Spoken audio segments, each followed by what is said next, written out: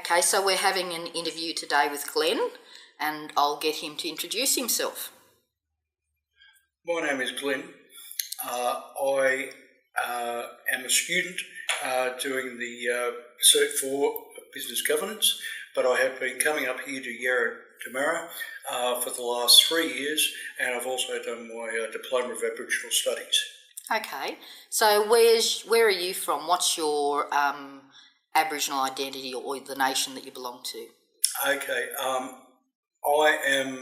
know my birth country as Darawal. I was born in Wollongong. The problem being both my parents were white.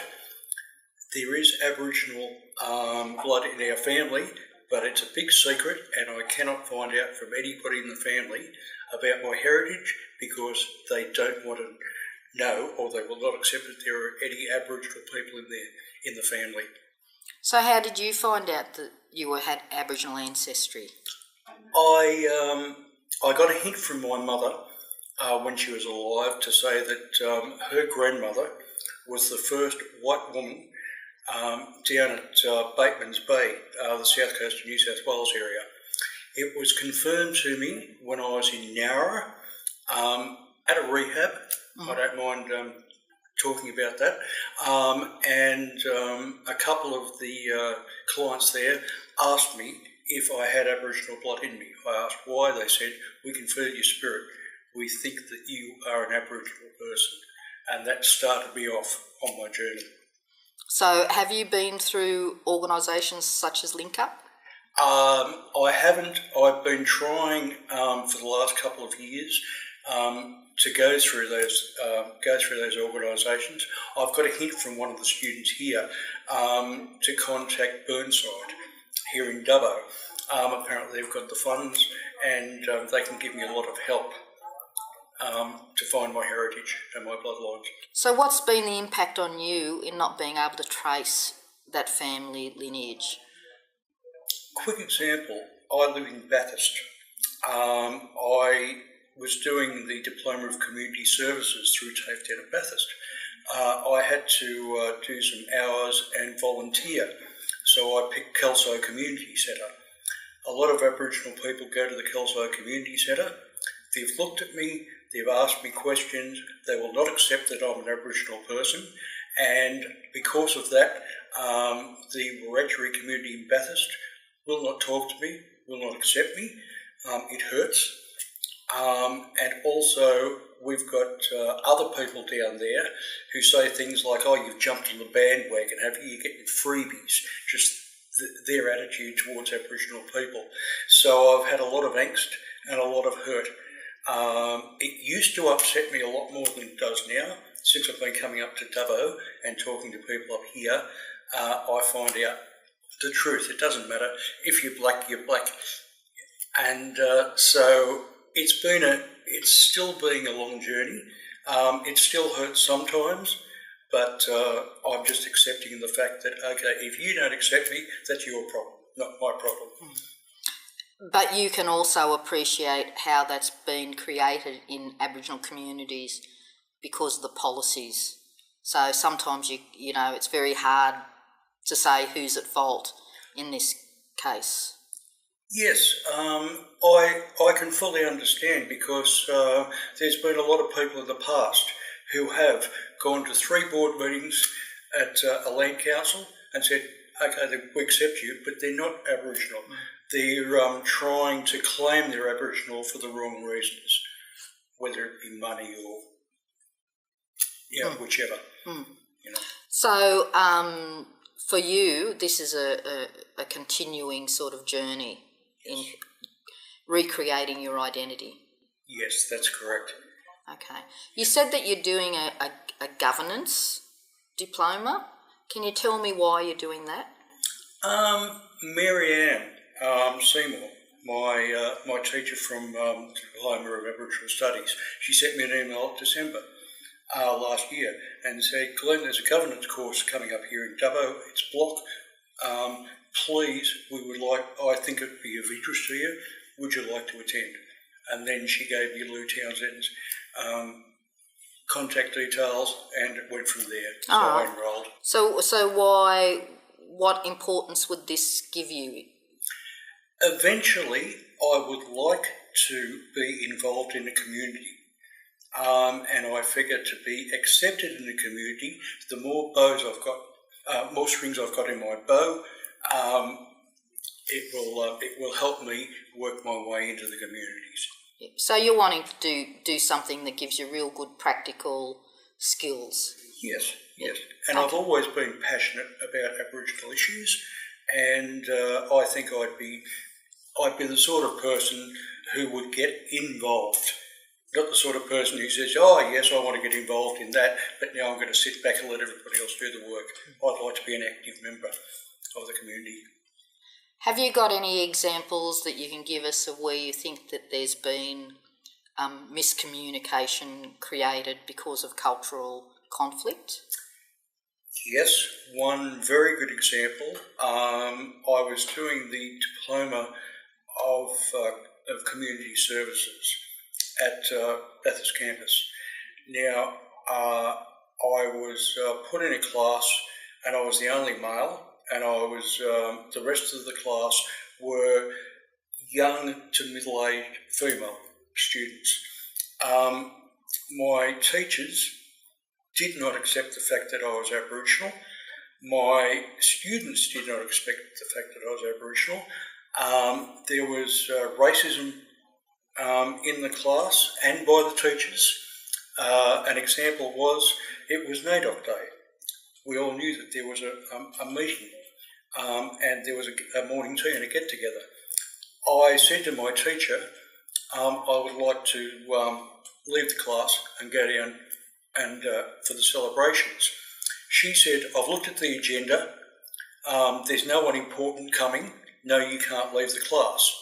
I said, that goes against policy. She argued with me. I argued back. I got that angry, I walked out of the class. I argued with her for an hour. I walked out of the class, I went down to the celebrations. The first thing that was said to me was, Glenn, where have you been? The speakers, you should have been down for the speakers. And I missed out on everything completely. Then there were allegations put against me, all sorts of horrible allegations. They were just read out to me. I didn't get a copy of them or anything. I was asked to respond. I could tell by the look on the teacher's face, no. And then I got a letter from one of the heads of Bathurst to say, you have got a warning if you do these appropriate things again, blah, blah, blah. I went back to find out what was going on. The head teacher told me, I looked at her and said, what's going on? And she said, don't speak to me like that. Meanwhile, we're standing right outside the class door. The other teacher opened the door so the other students could hear the conversation. There was no confidentiality. I asked to go into her office, the manager's office. She said, no, we're staying out here. They put me on show. I got this, and in the end I said, well, if that's the way it's going to be, I'm sorry, but I cannot attend this class anymore. And they said, that's your problem, not ours. Not good enough. Not good enough at all. I was very sick, went through treatment last year. I haven't had a lot of time to follow up, but I'm even thinking of going down to the legal service, the Aboriginal Legal Service at Bathurst, and asking about my rights and seeing if there is any comeback. How do you think that could have been handled better? Well, just following TAFE policy and procedure. As far as I'm concerned, they went against all the policies. And when I questioned, I was told, no, that's wrong. Even if I did have a copy of the policy and point out, no, it doesn't apply in this case. So it was as if they didn't want me in the class. And I also used to question the teacher on a couple of occasions when I considered that she got the information wrong. Because I did that, I was classed as a troublemaker. A know-it-all. And a know-it-all. Yeah. And because I was Bit older. Yeah, a bit older. I was classed as an old fuddy-duddy, who's a bit eccentric and thinks he knows everything. Okay, all right. Have you got any other examples you want to share with us of where there's been, you've seen evidence of racism or miscommunication because of cultural difference? Yes, my friends down there at Bathurst, they've made comments like, so you're a black bastard now, are you? You're jumping on the bandwagon just to get freebies, are you? That sort of where's the list of freebies? Because I want to jump on the bandwagon too. Exactly, that's right. So I've been through that. Also, I was working at a community centre down there.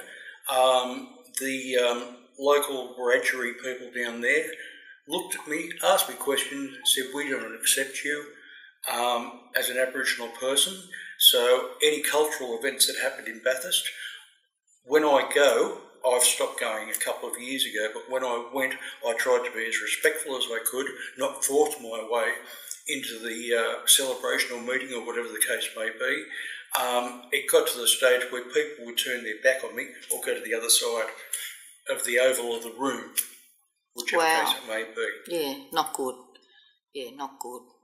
If you've got a message, so there might be people that are coming out to work in Aboriginal communities or with Aboriginal people who've not had any contact with Aboriginal people before or limited contact, what might you say to them? My message would be, first of all, respect the community you're going to work in. Learn about the culture even before you get out, so you've got an idea of what the community's all about. And do not give lip service. There are plenty of people who will go to the communities, give lip service, say, we're going to do this for you, we're going to do that for you. They disappear and nothing's ever heard of again. So be honest with people and follow up with people. Okay, thank you very much for your time. I really appreciate hearing your stories. Not a problem, Lynn, thank you. Okay, we're back on again. Yeah. Another quick example is government. They will send representatives from the government out to communities. They will promise the earth for these communities. They'll go back and it's put on the bottom of the pile.